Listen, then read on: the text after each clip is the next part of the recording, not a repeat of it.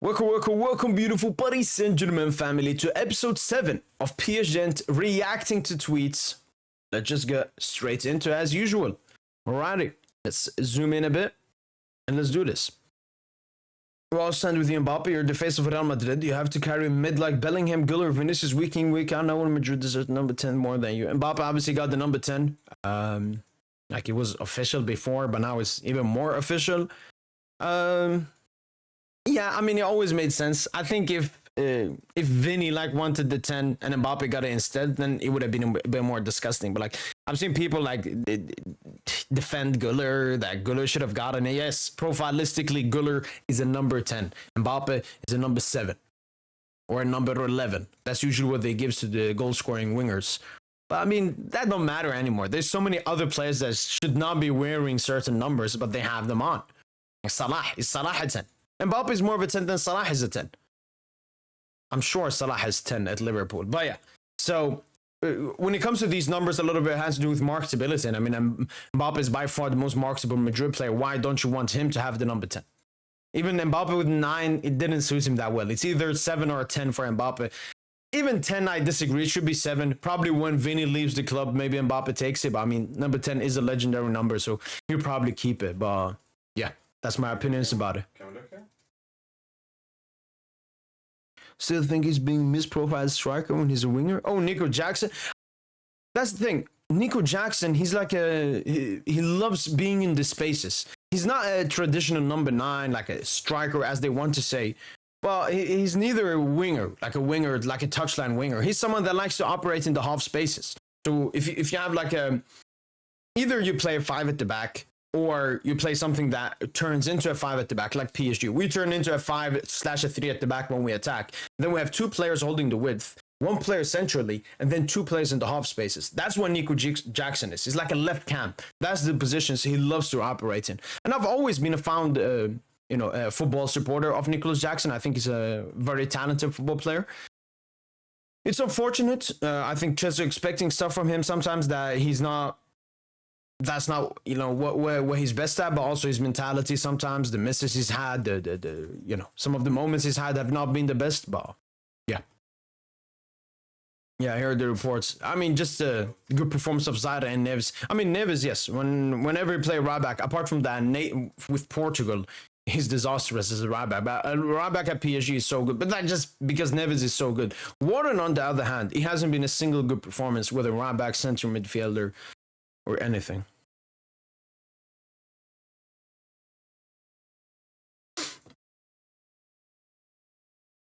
All right, what we got here?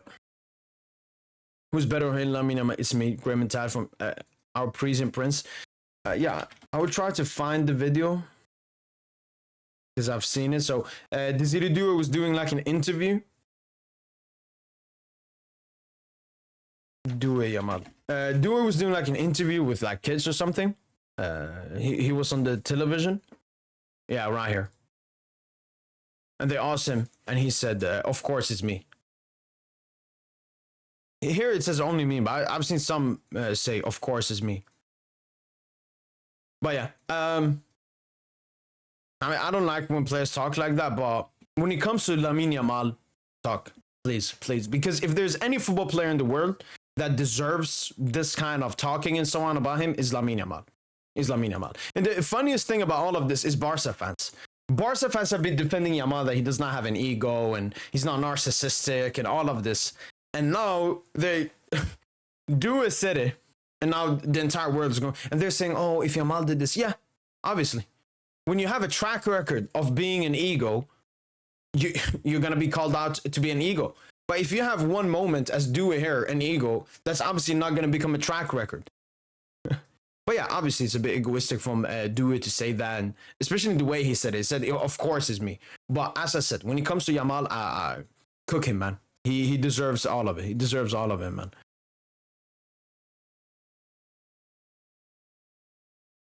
Wherever. Yeah, Joao Felix joins Al Nassr. What a washed up player, man. I think Joao Felix is the definition of 100% talent, 0% mentality. And, you know, to succeed as a football player, mentality will always be more important than mentality. Than football ability and talent. You know, Joao Felix has had so many opportunities. AC Milan, Chelsea, Atletico Madrid, more clubs I'm forgetting about, Barca, and just stunk it up. Even Barca, he had a good like first stretch in the beginning, and then you just dipped off. And yeah, man, what a failure, man. What a failure. You know, people like to call like Neymar or something failure, which is just extremely funny. This is a failure.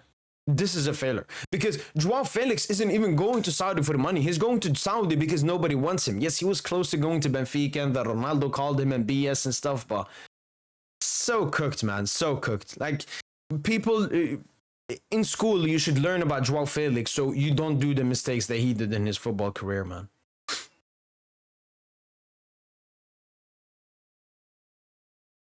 Zabarni, man. Still waiting for Zabarni, man.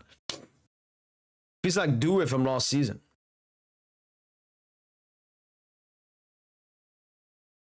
Yeah, I saw this. Is that Mail Sport? Mail? Yeah, English newspaper. Chloe Kelly is the perfect antidote to the colossal egos of miserable Marcus Rashford and co. I mean, first of all, the words they're using, colossal egos, miserable Marcus Rashford. I mean, when I say this, it's me, you know. But this is a so-called public publication that cares about its authenticity, just gay stuff. And they're saying this. Especially like, I don't know that much about female footballers, especially this one. I know that she played at City. She was linked actually with PSG, but I think she decided to go to Arsenal. But I've seen some videos where they're, hey, felt a good first time. Like, she's the one having a fucking ego, man. And I even commented on the post. It was either this one or another one. Yeah, both egos, but treated differently because of gender and race. I mean, women it's very, very hard for me to find anyone call out a women ego. Why, when probably women on average have a bigger ego than men, I would say. Like, men are a bit slightly more humble than women on average. But yeah, no, she's called the perfect antidote when she's also egoistic and irritating and just fucking hell. I'm not defending Rashford, but I mean, I don't think Rashford, I don't know, has done anything that bad to be in the media in relevant time. Yes, previously he had his moments and stuff. Just joined Barca, you know, hasn't played. I mean, he played at Villa, you know, he showed some great moments at Aston Villa as well. And a lot of people talk about, you know, how the English media treats Rashford and other black players. I don't know as much about it as I don't see every article and everything, but it definitely feels disgustingly biased. The best example they bring up is like Grealish and Rashford and so on. I don't think Grealish has an ego or something, but I can agree in the sense that he lives like an immoral or bad way that should be talked more negatively about in the media, whilst they more laugh about it. But then when it's Rashford, it's more like disgusting and so on.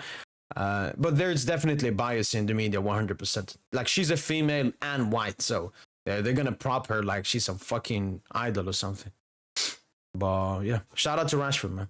I mean, individual awards that Dewey can only dream of. The Lawrence, I mean, Bellingham has this trophy. They're probably, I think if you can only win it once, the Ziri Duo will probably, you know what, let's bookmark this tweet because I believe the Ziri Duo will win it, because I think this is the young player Lawrence edition they give to the best young football player. Bellingham won it, so I mean, that just takes away everything from this award. Yamal deserved to win this award, but I mean, it takes away everything from the award because Bellingham won it. That's why I like when Barca fans prop these individual PR trophies, and I'm like, wait, you said when Bellingham won it, you said it was rigged and everything, and now when he wins it, it's superb and everything? Guess the national team? Gotta be Morocco. Hakimi, Bonu, Aguerd. That has to be old. Can't be Mazraoui. Asno, maybe? Asno? Amrabat. Brahim Diaz. Ben Saghir. And Neyseri Ziyech. Is this Mazraoui before he left? Or is Asno and I don't know who is at Real Betis? New look Vinny Jr. No, this doesn't have to do with Vinny, but it just overall men and hairstyles and everything. For example, I've had so many hairstyles. Like, if you've followed this YouTube channel since I started, I've had at least 5, 10, and like completely different. bald cut, braids, long hair, up here, nothing on the sides, everything. But I just do that, you know, just for fun and so on. Whereas this, it's like a, you know, I have a Volvo, someone else has an Audi. It's like a prestige thing. That's how they treat their hair, and I don't know. It just feels so weird, man. Just men are so fucking insecure, man. I mean, you know, I've wanted to make a videos about EAFC ratings because I've heard there have been some leaks and so on. I don't know how correct they are. I would rather wait until when they come and then I can react to it. But yeah, I've seen like Rafinha 87. I think Dembele is still 86 by the leaks. Wait, so Rafinha last season, I think he was 84? Maybe 85? He ended the UCL last season well and only gets a 2-year rating upgrade. I mean, it just doesn't make sense, man. FIFA ratings is the worst. This is like Ronaldo Messi debates all over again. A talentless, arrogant guy who's pushed by media versus a super talent who can't be stopped. Yeah, because... You see, this is the funniest thing with these Barca fans. Now that Due in one video says he's better than Yamal because they asked him that. Now he is suddenly arrogant guy and Yamal is just a super talent. He's not arrogant and disgusting and immoral and unethical. No, he's just a super talent. Yeah. Fuck, man, my head is cooked, man. My head is cooked from them. The most useless jump in history of football. Every time I see this, just complete PR. It's like when he gave that jacket to that young boy on the field as well. Bellingham knows the cameras is on and he wants to be seen. This is what is called a narcissist. This is what is called an ego. Bellingham is on the pitch with 10 other Madrid players, 11 other Arsenal players, these kids, the referees and everything. But he wants to stand out. He wants to stand. He already has the line, the fade, everything to stand out. No, he needs to fucking jump and drop a generational stinker in the game as well. Such a funny dude, man.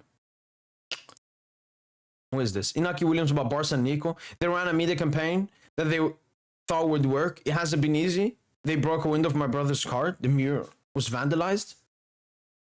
I mean... Yes. Barca definitely put on a lot of pressure for Inaki to sign and all of that. But trying to, obviously it's your brother, so you're going to do that. But trying to paint Nico as some kind of victim, he absolutely loved the media talking about him and everything. He could have posted, no, I'm not going to go to Barca. But he didn't do that. Why? Because he loved that fucking attention. Stop victimizing these egoistic, narcissistical people. I don't know how to explain it, but this is screaming 16th UCL.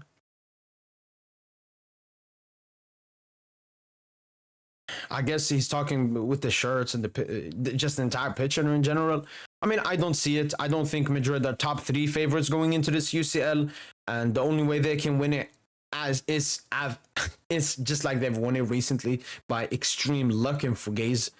Can they do that? I mean, it's Madrid. We've seen them do that before, but if these two players are still on the pitch, if they still haven't bought an actual midfielder, I don't know. I just think they're stronger teams than Madrid. And their juju has finally ended. Thank Mbappe, man.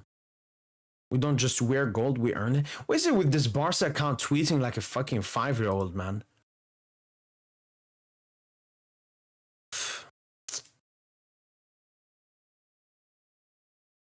He's the best centre-back in history. Bot's too bad. I think he got like a major injury. All right, let's wait for one more.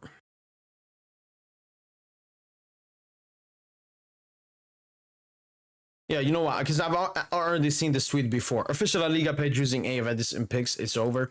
I mean, for me, someone, you know, that loves to do edits, photoshops for the thumbnails and everything, I think it's, you know, really interesting and getting better at it and everything.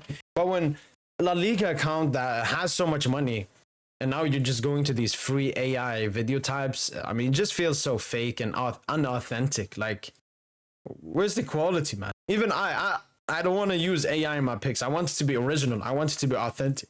I want it to be quality. Like, this is just, you know, you have like a bag, an actual bag made in Italy. The fake version is made in China. That's how I see AI. People see AI as something better than what we have. I think it's a cheap, more efficient, but worse of what we already have. Well, that's been it for episode 7 of PSGINT reacting to tweets. Hopefully, guys have enjoyed this video. That's been it from boy PSGINT. And as usual, allez, Paris.